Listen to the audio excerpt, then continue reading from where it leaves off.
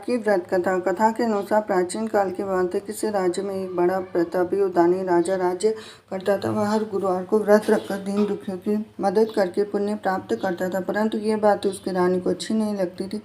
वह न तो व्रत करती थी, न ही दान पुण्य में विश्वास रखती थी। इतना ही नहीं, वह राजा को भी ऐसा करने से मना करती थी। एक समय की बात है, राजा शिकार खेलने के लिए वन को गए। घर पर रानी और दासी थी और उसी समय गुरु बृहस्पति देव साधु का रूप धारण कर राजा के दरवाजे पर भिक्षा मांगने आए। साधु ने जब रानी से भिक्षा मांगी तो वह कहने लगी कि हे साधु महाराज, मैं इस दान पुण्य से तंग आ गई हूँ और आप कोई ऐसा उपाय बताएं जिससे कि सारा धन नष्ट हो जाए और मैं भी आराम से रह सकूं। इतना सुनकर बृहस्पति देव ने कहा कि हे देवी, तुम बड़ी विचित्र और संतान और दुख से कोई दुखी होता है। अगर अधिक धन है तो शुभ कार्यों में लगाओ, कुंवारी कन्याओं का विवाह कराओ, विद्यालय और बाग बगीचे का निर्माण कराओ, जिससे तुम्हारे दोनों लोग सुधरेंगे। परंतु साधु की इन बातों से रानी को खुशी नहीं हुई। उसने कहा कि मुझे ऐसे धन की आवश्यकता नहीं जिसे मैं दान दूँ और जिससे संभालने में मेरा सारा समय नष्ट हो जाए। तब साधु ने कहा कि अगर तुम्हारी ऐसी इच्छा है तो मैं जैसा कहूँ तुम्हें बताता हूँ वैसा ही करना। गुरुवार के दिन तुम घर को गोबर से लीपना, अपने बालों को पीली मिट्टी से धोना, राजा से हजामत बनाने को कहना, भोजन में मांस मदिरा का प्रयोग करना, कपड़े धोबी के यहाँ धुलने देना। इस प्रकार 7 बृहस्पतिवार करने से तुम्हारा समस्त धन नष्ट हो जाएगा। इतना कहकर साधु के रूप में बृहस्पति देव अंतर्धान हो गए। साधु के अनुसार कई बातों को पूरा करने पर रानी को केवल 3 बृहस्पतिवार ही बीते थे कि उसकी समस्त धन संपत्ति नष्ट हो गए। भोजन के लिए राजा को परिवार तरसने लगा। तब एक दिन रानी ने राजा से कहा कि हे रानी, तुम यहीं रहो, मैं दूसरे देश को जाता हूँ। तो राजा, क्योंकि यहाँ तो सभी लोग मुझे जानते हैं, मैं कोई छोटा कार्य नहीं कर सकता। ऐसा कहकर राजा दूसरे देश चला गया और वह जंगल से लकड़ी काट कर लाता, शहर में बेचा और इस तरह वह अपना जीवन व्यतीत करने लगा। इधर राजा के परदेश जाते ही रानी और दासी दुखी रहने लगे। एक बार जब रानी और दासी को 7 दिन तक बिना भोजन के रहना पड़ा तो रानी ने अपनी दासी से कहा कि दासी, पास ही में मेरी बहन रहती है, वह बड़ी धनवान है, तो उसके पास जाओ, कुछ ले आ ताकि थोड़ी बहुत गुजर बसर हो सके। दासी रानी की बहन के पास गई। उस दिन गुरुवार था। रानी की बहन उस समय बृहस्पतिवार व्रत की कथा सुन रही थी। दासी ने रानी की बहन को अपनी रानी का संदेश दिया, लेकिन रानी की बड़ी बहन ने कोई उत्तर नहीं दिया।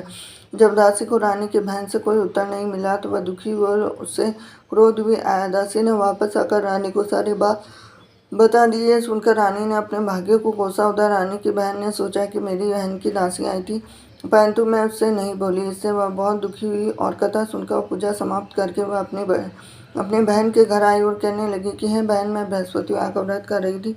तुम्हारी दासी मेरे घर पे आई, परंतु जब तक कथा होती है तब तक न उठते हैं न बोलते हैं, इसीलिए मैं कुछ नहीं बोली। बताओ दासी क्यों आई थी? रानी बोली, बहन, तुमसे क्या छुपाऊं, हमारे घर में खाने को अनाज नहीं है। ऐसा कहते कहते रानी की आंखें भर आई और उसने दासी समेत पिछले 7 दिनों से भूखे रहने की पूरी बात अपनी बहन को बता दी। रानी की बहन बोली, देखो बहन, भगवान बृहस्पति देव सबकी मनोकामना को पूर्ण करते हैं। देखो, शायद तुम्हारे घर में अनाज रखा हो। पहले तो रानी को विश्वास नहीं हुआ, पर बहन के आग्रह पर उसने अपनी दासी को अंदर भेजा तो सच में अनाज से भरा एक घड़ा मिल गया और ये देखकर दासी को बड़ी हैरानी। दासी से कहने लगी कि हे दासी, जब हमको भोजन नहीं मिलता तो हम व्रत ही कर लेते, क्यों नहीं इससे व्रत और कथा की विधि पूछ ली जाए ताकि हम भी व्रत कर सकें। रानी ने अपनी बहन से बृहस्पतिवार व्रत के बारे में पूछा। अपनी बहन से बताया कि बृहस्पतिवार के व्रत में चने की दाल, मुनक्का, केले की जड़ में अर्पित करें, दीपल जलाए, व्रत कथा सुने, पीला भोजन ही करें। इस बृहस्पति देव भगवान विष्णु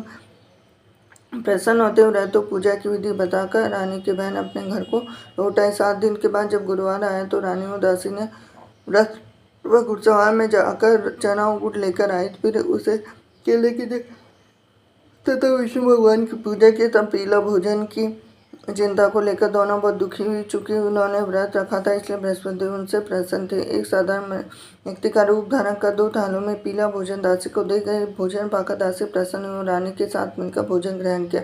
उसके बाद वह सभी गुरुवार को व्रत पूजा करने लगे। बृहस्पति देव की कृपा से उनके पास फिर से धन संपत्ति आ गई, परंतु रानी फिर से पहले की तरह आलस्य करने लगी। और दासी बोली, देखो रानी, तुम पहले भी इस तरह आलस्य करती थी, तुम्हें धन रखने में कष्ट होता था, इस कारण सभी धन नष्ट हो गया। जब बृहस्पति देव की कृपा से धन मिला है तो तुम्हें फिर क्यों आलस्य होने लगा? रानी को समझाते हुए दासी बोली, बड़ी मुसीबतों के पास हमें यह धन मिला है तो हमें दान पुण्य करना चाहिए, भूखों को भोजन कराना चाहिए, धन को शुभ कार्यों में खर्च करना चाहिए। इससे तुम्हारे कुल का यश बढ़ेगा और स्वर्ग की प्राप्ति होगी। पितृ और प्रसन्न होंगे। दासी की बात मानकर रानी अपना शुभ धन खर्चों में लगाने, इससे पूरे नगर में यश बढ़ने लगा। बृहस्पतिवार व्रत कथा के बाद श्रद्धा के साथ आरती करनी चाहिए। इसके बाद प्रसाद ग्रहण करके उसे ग्रहण करना चाहिए। हरे कृष्णा।